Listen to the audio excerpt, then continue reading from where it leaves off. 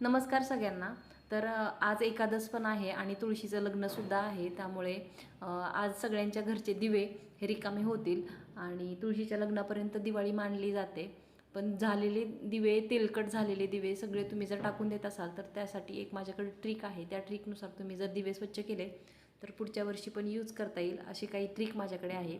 तर एक कढई घ्यायची आणि तुमच्या घरामध्ये जेवढे दिवे आहेत ते बुडतील एवढं त्याच्यामध्ये पाणी घेऊन थोडासा निरमा टाकून ते सगळं 10 मिनटं उकळून द्यायचं. आणि त्याच्यामध्ये उकळून दिल्यानंतर परत ते थंड होईपर्यंत तसंच ठेवायचं.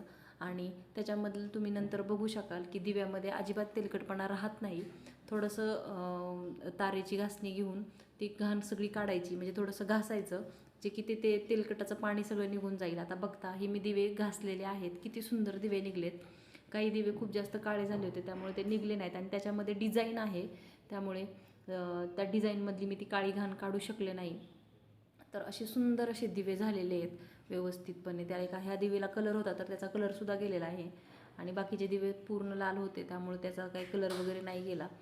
खूप छान दिवे निघतात. जर तुम्ही ह्या ट्रिकप्रमाणे वापरून बघितलं तर तुम्हाला पुढच्या वर्षीसुद्धा तुमचे दिवे वापरता येतील. एकदम सोपी ट्रिक आहे, तुम्ही नक्की ट्राय करा आणि शेअर करा. जर तुम्हाला हा व्हिडिओ आवडला असेल तर नक्की शेअर करा, जेणेकरून भरपूर जणांना याचा फायदा होईल. या ट्रिकनुसार भरपूर जण आपले दिवे स्वच्छ करतील. तर तुम्ही बघू शकता, असं थोडंसं घासायचं आणि झालं, दिवा स्वच्छ होतो. नंतर स्वच्छ पाण्याने धुवायचे. आता परत एकदा मी भिजत घातलेत चांगल्या पाण्यामध्ये, मग ते थोडं उन्हाला वाळवून ठेवले की दिवे हे पुढच्या वर्षीसाठी तयार राहतील. आणि शक्यतो डिझाईनचे दिवे घेऊ नकात, कारण की त्यातलं काळं असं निघत नाही हे मला नंतर कळले.